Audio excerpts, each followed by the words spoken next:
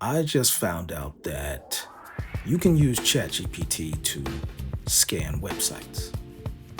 YouTube basically is a website.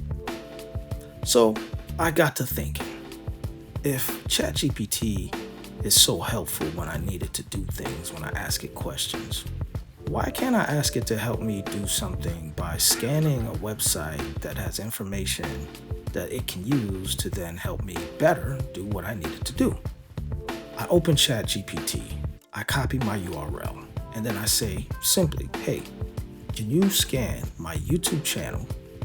And here's the thing. I didn't just go to my YouTube channel. I went to my YouTube channel /videos because I want ChatGPT to look at my videos. And then I said, hey, give me 5 topics, 5 titles of videos that I can use for my channel. And here's what ChatGPT did. I also said, make sure the titles have high SEO value and please include a few hashtags. This way, I would get everything that I need in one click. So then I click, and here you go. It gave me the topic, then it gave me a title, then it gave me hashtags. This is exactly what I needed.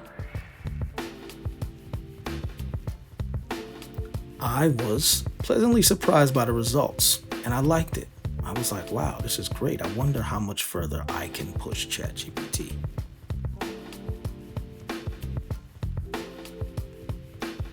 So I said, hey, give me 5 more exciting YouTube titles. And as a matter of fact, do me one extra and give me an alternate title as well. I'm not sure that I had to add this extra part because I think ChatGPT follows the thread that you're typing on, so I didn't have to specify based on the information above, but I put that in there just for good measure because I wanted it to really go back and look at the information that I put and then use that. I further asked ChatGPT to give me titles that had a high probability of being clicked, or titles basically that had high search value. And then I said, go ahead and do your thing.